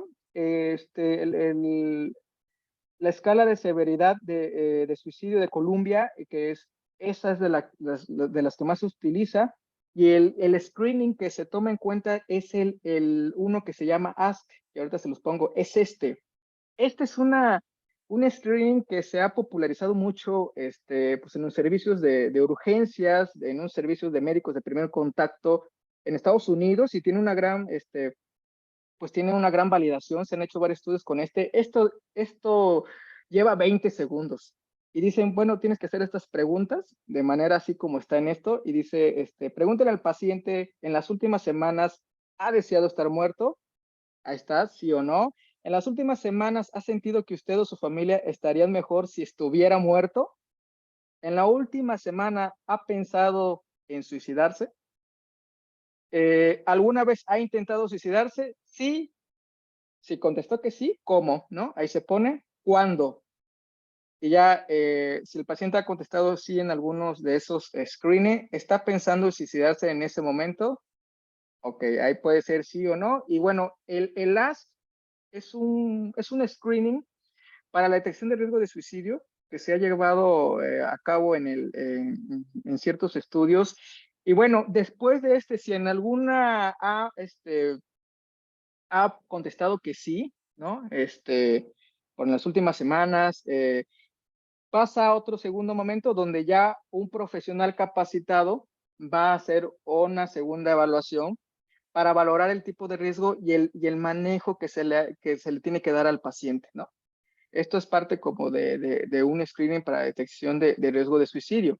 Obviamente, si ustedes como están en un servicio de urgencias, probablemente es que ustedes ya lleguen con un intento de suicidio establecido, pero en otro momento, no sé, en adolescentes, en niños, en historias como de maltrato y eso, pueden llegar a ocupar pues esta herramienta de detección que ya está validada, ¿no? Entonces, y ya posteriormente se va a llevar a cabo la valoración de riesgo de suicidio. A veces en parte del triage también ustedes pueden preguntarlo, ¿no? Si nosotros, los psiquiatras, por ejemplo, ¿no? Si yo tengo una valoración por triage o parte de una historia clínica que estoy haciendo, parte de estos antecedentes es preguntar si consume sustancias, desde cuándo, qué tipo de sustancias consume, si ha tenido alguna cuestión de agresividad, si anteriormente se ha intentado quitar la vida, qué métodos ha utilizado, si en algún momento de estos intentos ha llegado a un servicio de urgencias, si le han hecho lavado gástrico, si han suturado, etcétera. Y ya si en algún momento también ha pensado en quitarse la vida. Muchos dicen, puede uno preguntar, ¿alguna vez te has intentado quitar la vida? Dicen no, pero casi siempre es como que, pero lo he pensado, ¿en algún momento has llegado a pensar a quitarte la vida? ¿En qué momento pasó? Algunos clínicos mencionan que, bueno, hay que preguntar el peor momento, a lo mejor de depresión o de riesgo de suicidio, y que y llevar a cabo este tipo de valoración, ¿no? Y ya con todos los demás antecedentes, ¿no? Consumo de sustancias, intentos suicidas previos, ya se va dando una claridad a la realización de la valoración del riesgo de suicidio. No toda persona con ideación suicida está preparada para compartirlo. Esto también es una cuestión muy importante porque algunos pueden llegar a ocultar la ideación suicida, ¿no? Pero bueno, son en casos más concretos donde, bueno, ya el psiquiatra, ¿no? O el profesional de la salud mental puede llegar a indagar. Y bueno, ya para terminar, quiero comentarles que el manejo de riesgo de suicidio, pues como decía un artículo que leí hace poco, decía, bueno, pues muchos estudios se enfocaron, ¿no? En predeterminar y valorar, pues qué personas tienen mayor riesgo de hacer un intento de suicidio o de suicidarse, pero dice, hay pocos estudios como tal en ver qué se va a hacer posteriormente, qué se tiene que hacer posteriormente pues al detectar una persona con riesgo de suicidio, ¿no? Pues bueno, parte de esto es importante la capacitación de personal de salud para que sepan, bueno, que hay ciertas escalas que puedan ocupar. El de Columbia es uno de los que más utilizan con este Ask, que son unas preguntas súper sencillitas. O pueden preguntar directamente en el triage, pueden preguntar directamente posterior a la evaluación. Si hay un intento de suicidio, lo importante es que aquí es cuando se detecta riesgo de suicidio, se lleva a cabo un protocolo. Y en en este protocolo, lo importante que sepan es que se tiene que avisar al familiar responsable, ¿no? A los padres, no sé, al esposo, a la esposa, quien esté a cargo o al tutor. Se tiene que avisar, oye, podemos hablar un poquito acerca de la seguridad de tu hijo, de tu hija. Sí, parte de lo que hicimos en la valoración, en el interrogatorio, pues resulta que anteriormente tu hijo, tu hija ha tenido intentos donde ha atentado contra su propia vida. Por lo tanto, es importante que no sé, se lleve a cabo una valoración con un profesional de salud mental, que acudan con un servicio de psiquiatría. Bueno, no sé, en sus comunidades o en sus lugares, pues contactar a un hospital psiquiátrico, que eso también es una limitante muy importante porque luego no en todos hay, pero por lo menos que avisar que tienen que ir con un psiquiatra, ¿no? De preferencia. Ya en caso muy extremo, pues, no sé, en unos centros de salud mental, que puede haber unos ISAMES, un MK, que luego hay en ciertas localidades, pero se tiene que avisar al familiar responsable de esa situación. Cuando hay un intento de suicidio, lo importante es que esa persona tiene que tener una valoración por un psiquiatra sí o sí. Aún así haya tenido, o sea, haya sido un intento de suicidio de muy baja letalidad, le tienen que decir al familiar que tiene que tener una asistencia por un psiquiatra. Ah, quiera o no quiera el paciente. Aquí es algo muy importante también, porque luego es como que, bueno, si no quiere, sí hay que ser un poco directivos en esa parte, ¿no? De decirle, señora, pues, o señor, es importante que por esta parte del protocolo lleve a su paciente, y ya dependiendo de lo que le digan, tiene que seguir las indicaciones. Este, Algo también que tienen que comentar es que si en algún momento van a dejar un tratamiento o van a dejar algún tipo de medicamento, decirle a los familiares que este tipo de personas pues no lleven sus medicamentos, no tienen por qué llevar su tratamiento si tienen riesgo de suicidio. Tiene que tener vigilancia estrecha, y eso hay que comentárselo a los familiares. Casi vigilancia 24 horas, y eh, guardar todo acceso a medios letales. Si la persona intentó tomar pastillas, decirles a los padres o al familiar que esté en casa que guarde las pastillas. Si hay conductas autolesivas de realizar cortes, o si hay cutting, cuchillos, decirle, por favor, guarde todo eso. Hay que tener vigilancia estrecha. ¿Por qué? Porque los estudios han reportado que una persona que ha intentado suicidarse en los últimos 45 días hay mayor riesgo de que se repita un nuevo intento. Por lo tanto, es importante que lleve a una valoración por parte de psiquiatría a su paciente. Es importante que cuando den de alta a alguien, pues dejen sustento de que dieron esa advertencia, o de que se canalizó con un profesional de salud mental, porque bueno, pues ya saben, ¿no? Esta parte de las cuestiones legales también es muy importante. Sé que a veces por las condiciones gubernamentales del sistema y cosas de eso, luego dicen, oh, bueno, pues nunca vino el psiquiatra a la interconsulta, ¿no?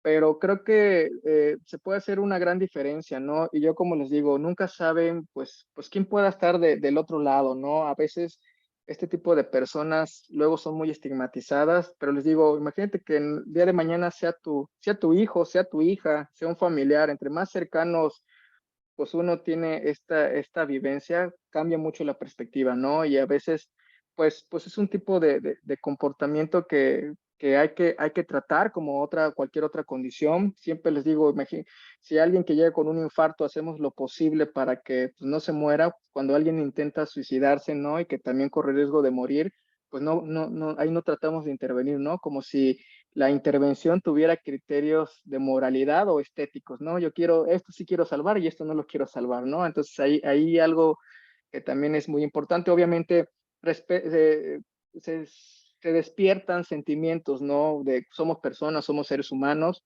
Si no estás en condiciones de hacer una intervención de este tipo, bueno, pues si te mueven sentimientos, también la intervención de riesgo de suicidio también es muy importante que pues sea una valoración objetiva, así como valoran un infarto al miocardio, riesgo, no sé, de angina, pues también aquí, ¿no? Factores de riesgo, depresión, desesperanza, eh, intento de suicidio previo, consumo de sustancias, autolesiones, ya digo, no, pues, y lo pueden informar al familiar y en esa parte dar una instrucción de que pues acudan pues con un profesional de salud mental. Entonces, pues es todo lo que quiero compartirles y bueno, aquí les dejo esto. El suicidio muchas veces es una solución eterna para lo que a menudo no es más que un problema temporal.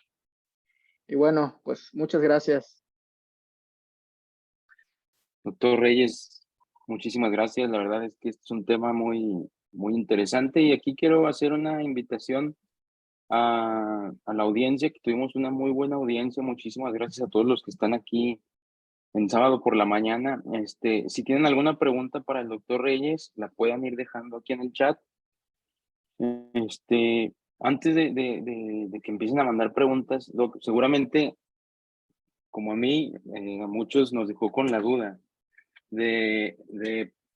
porque sabemos que en el gremio existen estos dos tipos de médicos, ¿no? El médico que me escucha como paciente, me revisa, me da un tratamiento, y el otro médico que me escucha, me revisa, me da un tratamiento y aparte me pone una regañada de aquellas, ¿no? Entonces, usted iba a comentar algo en relación a eso, de por qué está mal que nosotros, quizás a veces tomamos esta actitud paternalista o maternalista, o no sé cómo decirlo, de, oye, ¿por qué hiciste esto? Piensa en tu hijo, piensa en tu esposo, tu esposa, etcétera, ¿no? Porque es un error que quizás cometemos y no estamos conscientes de ello, ¿no? Entonces, esa sería la pregunta. Eh, no, es una gran pregunta. Fíjate que parte de mi tesis de suicidio, a mí en lo personal me gustan mucho estos elementos de la conversación, de la entrevista, de la lingüística como tal. Eh, y fueron de intervención en crisis, en el riesgo de suicidio. Y la verdad que sí me he topado con muchas cuestiones muy interesantes de este fenómeno, pero lo que quiero comentarles, el intervenir a una persona con riesgo de suicidio no es fácil, incluso para nosotros los psiquiatras es un poco complejo, ¿no? O sea, te mueve sentimientos, ¿no? Pero tienen que saber que las personas que intentan suicidarse eh, son muy discriminadas, pues. Hay un grado de discriminación y estigma muy, muy importante. Obviamente hay muchos sentimientos de vergüenza, culpa, entonces imagínense, intenta suicidar, luego van a un servicio de urgencias y luego que llegan y todavía los regañan, ¿no? Yo creo que las pautas claves de intervención al momento de riesgo de suicidio, lo primero tienen que hacer es que, bueno, tienen que hacer una valoración objetiva y lo que no tienen que hacer es, primero, no convenzan a la persona que no se tiene que quitar la vida. Eso es una intervención que no sirve para nada. O sea, el hecho de que le digas, pues tienes a tus hijos, tienes una carrera, no, en ese momento es lo que menos se tiene que hacer, porque genera como ciertos sentimientos de culpa en la persona. O sea, ese tipo de intervención incluso puede incrementar la sensación de vergüenza, culpa y bueno, no convencer a la persona que no se quite la vida, estos comentarios de que échale ganas, que tienes todo para ser feliz, no, ahórrense ese tipo de comentarios porque es como querer a alguien bajo el consumo de sustancias o alcohol, quererlo convencer en ese momento, no, no, no, no, lo importante es la escucha activa, ¿no? Es como decir, bueno, a veces, bueno, es interesante muchas cosas que luego te pueden llegar a compartir, ¿no? Oye, me imagino que ha sido muy difícil esta parte de te despidieron del trabajo, aparte tienes a tus chavos, ¿no? Y pues no, o sea, me imagino que te las has visto duras, ¿no? pero bueno, déjame ver qué podemos hacer y bueno, vamos a seguir un protocolo. Si tú estás bien, pues tu familia va a estar bien. Entonces vamos a echarle pues, a este protocolo y bueno, vamos a hacer lo que se pueda. O sea, si tú estás bien, tus hijos van a estar bien, como un poco más esta parte empática. O sea, regañarlos, darle consejos, no hay evidencia, al contrario, puede incrementar. Eso tiene que ser una conversación sí empática, pero también directiva. O sea, también esa parte de que, mira, pues sé que pasa algo muy interesante y eso yo lo veo luego en mi consulta, ¿no? Que alguien, por ejemplo, dice, Doc, en la semana pensé mucho en quitarme la vida, me autolesioné, me enseñan pues los cortes, las cicatrices. Y le digo, mira, pues tengo que avisar a tus padres, ¿no? O sea, tengo que avisar, o sea, porque esto fue lo que hablamos del contrato de inicio, ¿no? Y dicen, Doc, no le diga que no, o sea, aquí aunque, pues tengo que hacer eso y como que en ese momento es un poco incómodo porque luego alguien dice, no, pues voy a confiar en ti. No, eso es algo que aquí tiene que ser tenemos que ser bien objetivos, porque hay gente luego que te puede decir, no, doctor, le prometo que yo no lo vuelvo a hacer y que, o sea, no, ahí tienen que ser estos sentimientos que se despiertan como muy paternalistas o ganas de querer ayudar y que, bueno, depende mucho, ¿no? A veces es mejor hacer algo que no hacer nada, ¿no? A veces les digo, pues no son los expertos los que constantemente ven esto, pero no digan que en ese momento traten de convencerlos de que no se quite la vida, no los regañan, esos son intervenciones totalmente que no sirven y no hay evidencia. Si hubiera evidencia, con gusto les digo, ¿saben qué? Esto sí sirve, pero la escucha activa más que nada. Muchísimas gracias, Doc. Ahí por aquí me mandan un mensaje. Preguntan sobre una escala muy utilizada, de hecho, en los servicios de urgencias que se llama SAT Persons. Si Ah, ok. esta tiene alguna utilidad realmente en los servicios de urgencias.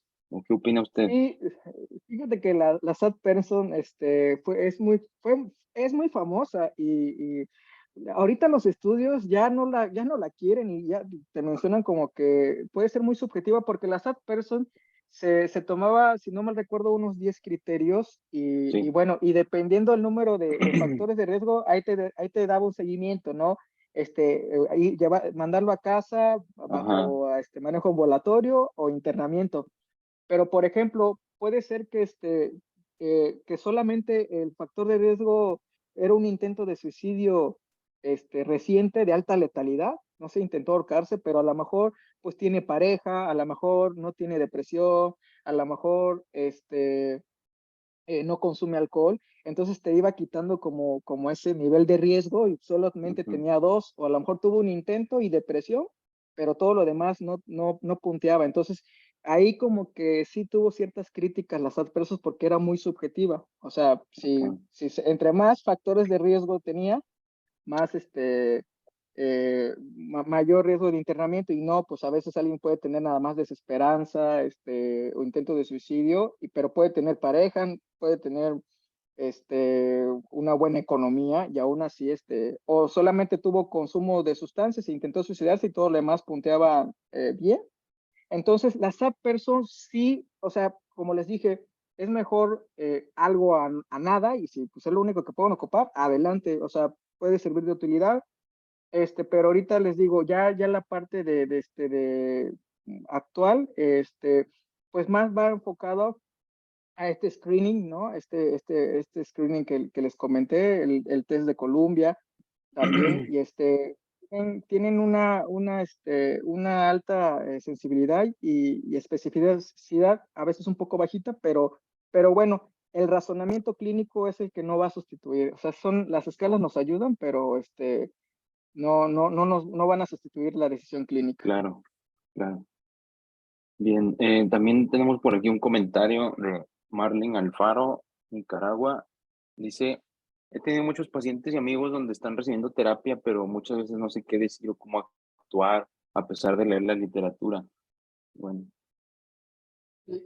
Miren, aquí con el tema de platicar con una persona que ha intentado quitarse la vida o que está pensando en quitarse la vida, lo primero que tienen que saber es que, bueno, no decir estos comentarios, ¿no? El morbo, luego de repente como que el morbo nos puede querer ganar, los sentimientos que despiertan. Hay algo que se llama la escucha activa o validar, ¿no? Oye, la escucha activa quiere decir, oye, a ver, platícame, ¿qué ha pasado? ¿Por qué has pensado en quitarte la vida, no? Este, y no, pues he tenido estos problemas, o sea, como que de alguna forma, bueno, me imagino que lo estás pasando por un momento difícil, como tener esta parte de su discurso, tomar elementos, ser empáticos, ¿no? Decir, bueno, me imagino que no tienes opción, ¿no? Parte de estos factores protectores, a veces, no sé, supongamos que alguien me dice, no, pues tengo a mi gatita, ¿no? A mi gatita y pues a veces las mascotas es lo único que les dan un soporte importante, ¿no? Y a veces, no sé, llego a decirle, pues bueno, yo creo que pues si te vas, tu gatita va a quedar desprotegida, ¿no? Yo creo que tú eres un punto importante para tu gata, entonces pues bueno, creo que eso le da mucho sentido, ¿no? A tu vida entonces son cuestiones que hay que tener como una cuestión muy atenta. Validación es como que validar la emoción, o sea, de que eh, están pasando por un momento difícil. Hay gente que también luego puede ser muy impulsiva, ¿no? O puede generarte sentimientos de rechazo, ¿no? Como que, ay, otra vez. Eh, Hubo un estudio donde se les preguntaron a los médicos de primer contacto porque ellos sí conocían a sus pacientes y muchos dijeron que quienes fallecieron por suicidio dijeron, nunca pensé que lo fuera a hacer porque siempre decía que se quería matar. O en otro momento decía, nunca pensé que lo fuera a hacer porque pues nada más intentaba suicidarse para llamar la atención y pues eran los factores de riesgo, o sea, eran los focos rojos de que pues y como que dijeron, pues la verdad que me sorprende que, porque yo, así como que, pues yo no pensé que se fuera a suicidar porque pues siempre decía, pues no, pues era como, y entonces otro de los comentarios es, o sea, estos comentarios agresivos, ¿no? Decir, oye, pues realmente el que se quiere suicidar lo hace y no lo dice, ¿no? Entonces es es un tipo de discurso totalmente despectivo y pues eso genera más sentimientos de culpa, vergüenza o de ira incluso, ¿no? De humillación y entonces, no, ese tipo de comentarios no son necesarios que los tengan que hacer. De acuerdo, sí. Bien, hay también por aquí otra pregunta del doctor Estrella. Dice, ¿existe algún semáforo de alarma? Por ejemplo, una carta, la ingesta de medicamentos, cualquiera que sea, o autolesiones que nos permita, bueno, y minimizar la atención de ese paciente.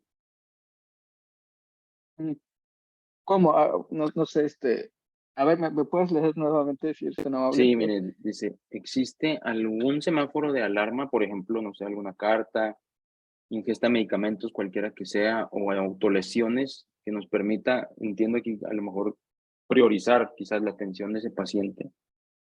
Ok. Eso es otra de las cosas. Ahorita sí mencionó algo muy importante, lo de las cartas de suicidio, ¿no? O sea, este, todos esos factores, no sé, una conducta autolesiva, una carta, una manifestación en redes sociales de una persona y eso, lo importante es que lo lleven a una valoración, ¿no? Que consideren llevarlo a una valoración, porque las conductas autolesivas no son normales, no están de moda, y tampoco es como que se contagie. Tiene mucho este mito la gente que porque una amiguita lo hacía, también no, entonces, hay que llevarlo a valoración para poder intervenir, valorar, valga la redundancia de qué es lo que está pasando. Y bueno, pues todos estos factores no per se uno es más alto que otro. Obviamente sabemos que algún tipo de conducta o que alguien manifieste, no necesariamente va a continuar con un intento de suicidio, pero sí tiene que recibir atención esa persona, ese adolescente, ese joven, y bueno, porque luego minimizamos. ¿Qué es lo que pasa? Minimizamos las manifestaciones, las verbalizaciones que suben un estado de WhatsApp, que manifiestan en una red social Y bueno, si ella ha sido constante, yo creo que ya es un punto donde, oye, ya hay que ir a una valoración, ¿no? Y acompañarlo o acompañarla, dependiendo, con un profesional. ¿Para qué? Para que pues haga este tipo de valoración. No todo tiene como un peso mayor, no es porque si alguien tuvo una carta, tiene mayor como evidencia. Obviamente, como les comenté, el intento de suicidio, la ideación suicida, pues tienen mayor peso como tal, pero yo les invitaría a que acudieran como a una valoración, ¿no? Por parte de un especialista. Gracias, doc. Hay otro comentario por aquí de Priscila Villela que dice, doctor, buenos días. En caso de cuando deba realizarse el aviso al familiar, sin embargo, sospechamos que el paciente es víctima de violencia o maltrato e incluso podrían instarlo a establecer el intento de suicidio. ¿También se avisa a su círculo o se busca otra área de apoyo o cómo se manejaría? Eso también son de estas cuestiones de muy.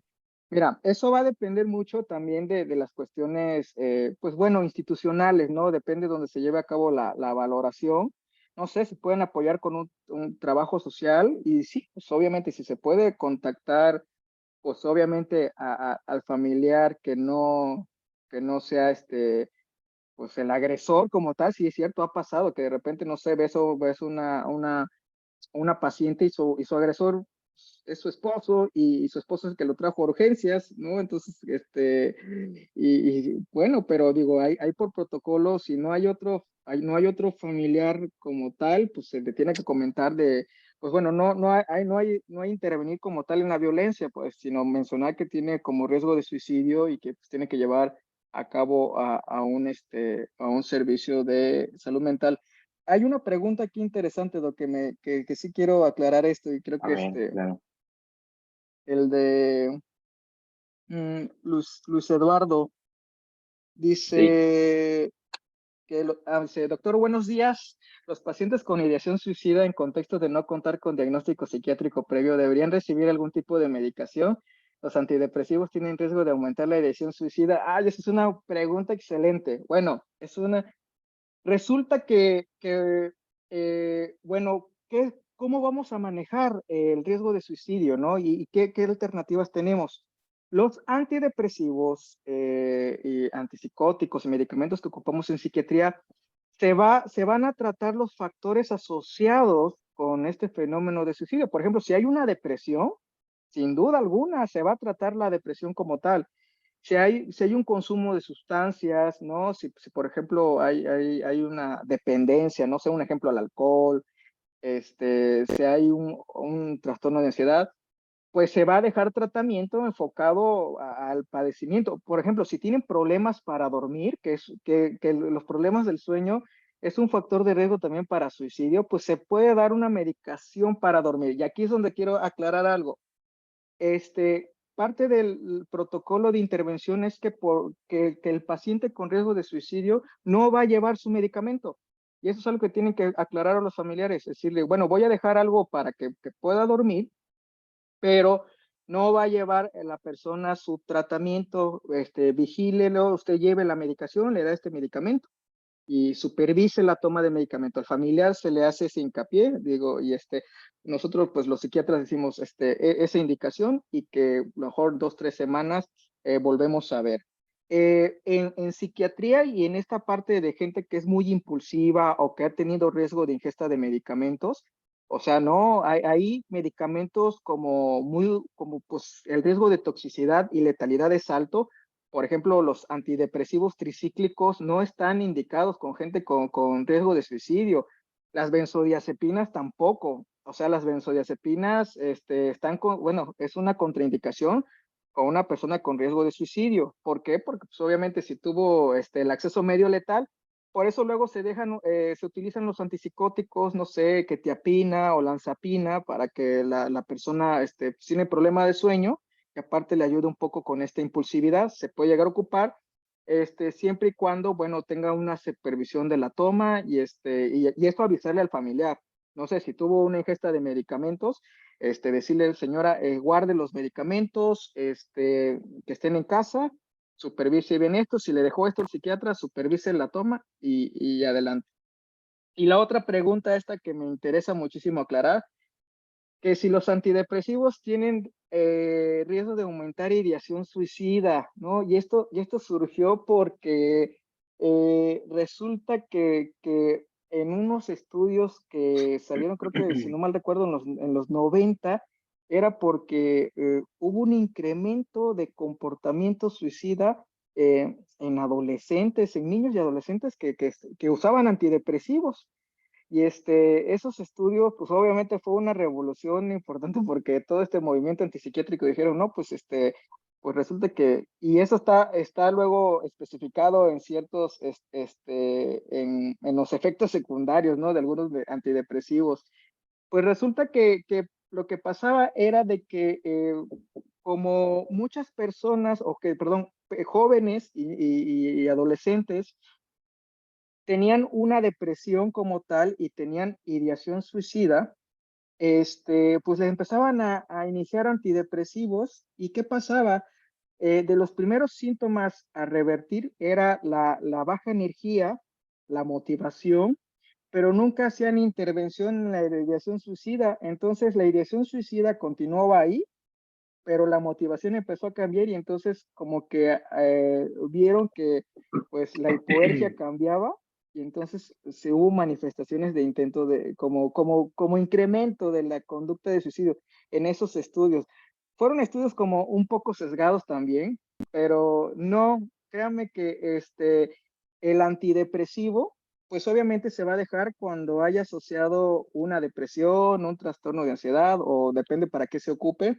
Están prohibidos los tricíclicos en caso de que hubo una persona que intentó suicidarse, pero no es que aumenten la ideación suicida, ¿no? Porque pues obviamente la ideación suicida se obedece a muchos factores, ¿no? A esta parte, eh, el dolor psíquico, la desesperanza, entre otras cosas, pero el antidepresivo tarda en hacer efecto 3, 4 semanas, sobre todo los inhibidores de recaptura de serotonina, y al contrario, ¿no? Ayudan mucho para este malestar emocional que pueden estar pasando, la hipoergia, problemas en la concentración, la fatiga. Entonces, no, eso es un mito que los antidepresivos incrementen la ideación suicida. Es algo que mucho ahí se está desinformando en internet, pero no, créanme que muchos antidepresivos son una maravilla para personas que llevan tratamiento. Excelente, doctor. Muchísimas gracias. Em, bueno, hay algunos comentarios ahí de la doctora Denise Lazarín y creo que tiene razón en ello. Dice, agradezco la sesión debido a que la mayoría, habla por parte de los médicos de urgencia, no nos gusta lidiar con estos pacientes, ¿verdad?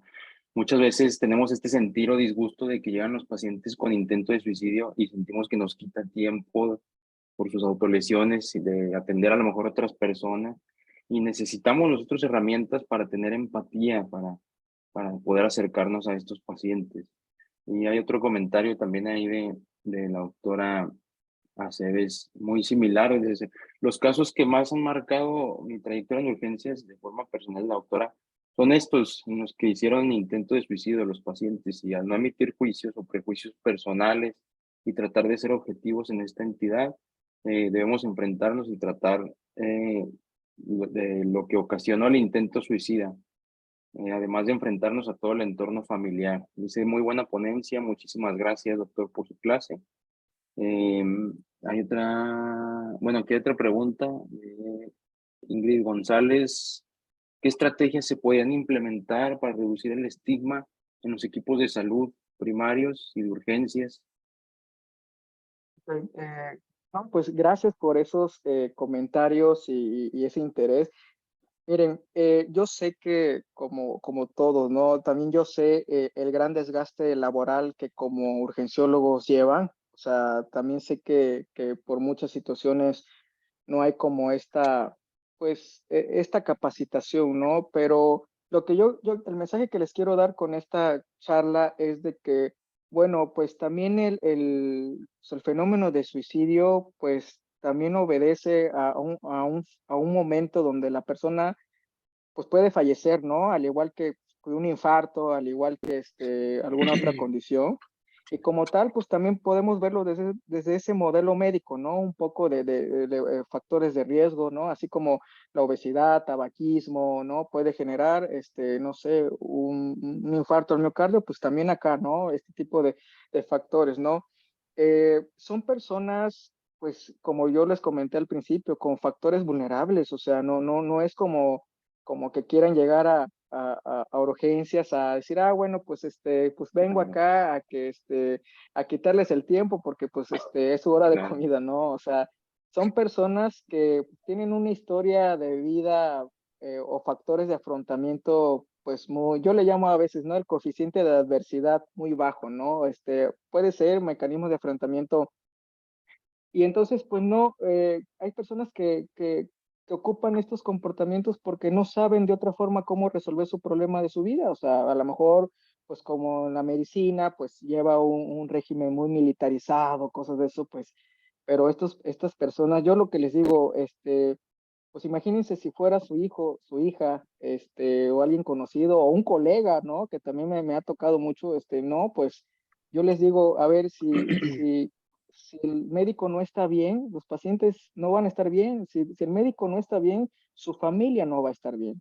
Entonces, qué bueno que reconozcan pues sí es difícil. La verdad que este tipo de pacientes, de consultantes, es muy complejo. Y pues como todo, va a haber gente que no le gusta o que va a tener intervenciones pésimas con este tipo de pacientes. Yo siempre les digo, bueno, si no te gusta intervenir en esto, pues no lo hagas, ¿no? Porque más que hacer una buena intervención, pues puede ser algo y bueno, es mejor el reconocer, ¿sabes qué? Pues a mí no me gustan ver este tipo de pacientes por algunas cuestiones, no sé, personales que le despierten, pero pues como todo, así como evalúan como un infarto, como evalúan un, no sé, un desequilibrio hidroelectrolítico, pues bueno, aquí únicamente es que es un poco más clínico, la psiquiatría es muy clínica, pero pues obviamente es bonita en este momento cuando uno interviene en un momento oportuno y pues en un futuro dices, no manches, o sea, un padre de familia, una ama de casa, una madre de familia,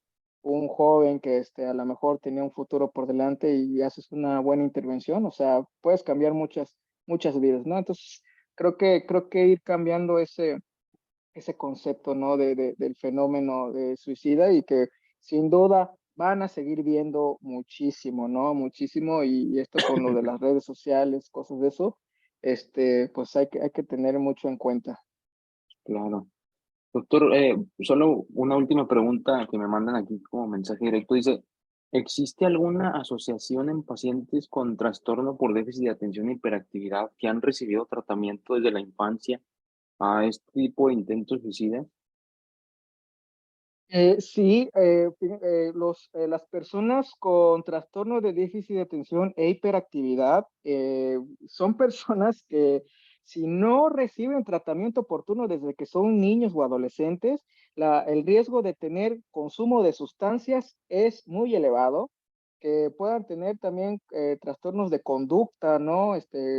Trastorno de personalidad antisocial, y sobre todo la impulsividad. La impulsividad es algo que se maneja mucho en este tipo de padecimientos porque hay pobre autocontrol, hay muy, fíjense, hay una facilidad con tendencia al aburrimiento, o sea, son personas que no pueden estar mucho tiempo estudiando, ¿y qué pasa? Son estigmatizados a lo largo de su crecimiento como los latosos, los que no se quedaban sentados en la escuela, y empieza a generar como cierto aislamiento social. ¿Qué es lo que pasa? Como no cumplen sus metas, siempre fueron los niños malos o los jóvenes, las ovejas negras de la familia, pues eso genera sentimientos de baja autoestima, ¿no? Y desesperanza y probablemente una depresión y llegan al consumo de sustancias y entonces ahí se va alimentando como estos factores de riesgo y si como manejan mucha impulsividad,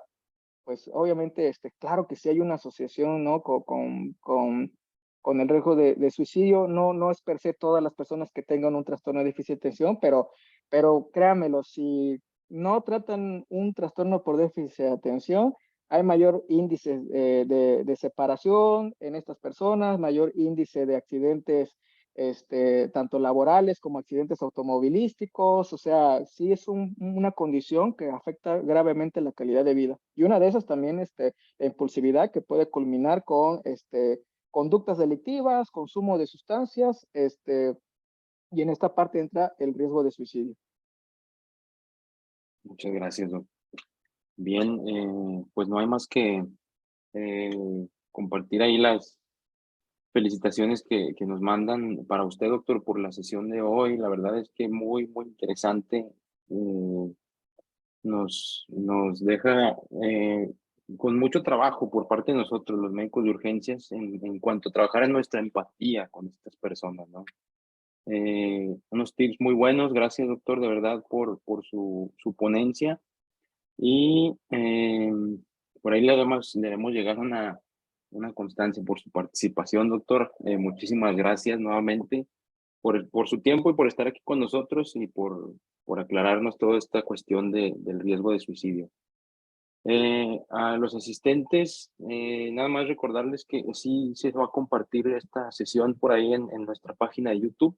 Esperen en los próximos días para que puedan tener acceso a ella nuevamente cuantas veces gusten o compartirla con sus compañeros, ¿verdad? Y pues no queda más que agradecerles a cada uno de ustedes, al doctor Alfredo Reyes. No sé si quiera terminar con alguna frase, doctor. No, pues gracias por la gran invitación. Para mí pues es un honor, ¿no? Que muchos colegas, tanto de urgencias, estén interesados en estos temas. O sea, yo creo que este fenómeno lo vamos a ir a ver en aumento, ¿no? También, pues no somos todopoderosos, ¿no? No siempre las cosas salen a pesar de llevar un protocolo bien. Y el mensaje principal es que tanto es como para aumentar la agilidad clínica e intervención, también es un mensaje para nosotros como médicos, ¿no? O sea, como esta parte de que venimos de la pandemia, ustedes, la verdad es que no queda más que agradecerles también el gran esfuerzo, el gran apoyo que tuvieron, ¿no? Y pues obviamente todos somos seres humanos, esto es una parte de nuestra condición humana, el hecho de a veces sentirse desgastado, borneteado, ¿no? Pues mi mensaje principal es que pues también cuiden a los médicos, cuídense ustedes mismos. O sea, la medicina es hermosa, es apasionante, pero no dejar de lado nuestra propia salud, ¿no? Y tanto esta parte física como mental, ¿no? Nuestra familia, nuestro tiempo de disfrute, nuestras viajes, nuestras cosas de ocio, ¿no? También mantener ese equilibrio, ¿no? Porque si el médico está bien, pues sus pacientes estarán bien, lo más probable. Entonces, pues también va para ustedes, ¿no? Y bueno, sobre todo cuando tengan un momento de mucha vulnerabilidad, mucha desesperación, pues sepan que cuentan con profesionales de la salud y que, bueno, esta parte de la fraternidad y hermandad como médicos, pues estamos ahí al pendiente. La verdad es que para mí es un orgullo y un honor que pues muchos, bueno, algunos colegas que me han consultado, y bueno, pues eso habla mucho de la apertura, la flexibilidad y la sensibilidad que estamos teniendo ahorita con el gremio. Y pues esto más que nada es para un mayor conocimiento de este tipo de problemas y situaciones, porque pues nunca estamos exentos, no somos inmunes al sufrimiento, ¿no? Entonces, pues Claro. bueno, termino con eso. Gracias, doctor. Muchísimas gracias por todos sus aportes a cada uno de nosotros el día de hoy. Y pues muchísimas gracias a todos los que estuvieron aquí con nosotros. Damos por terminada esta sesión y pues esperamos verlo próximamente en alguna nueva plática, doctor. Muchísimas gracias otra vez. ¿No? ¿De qué? Bueno, buen fin de Gracias. Hasta semana. luego. Bye. Igualmente, gracias.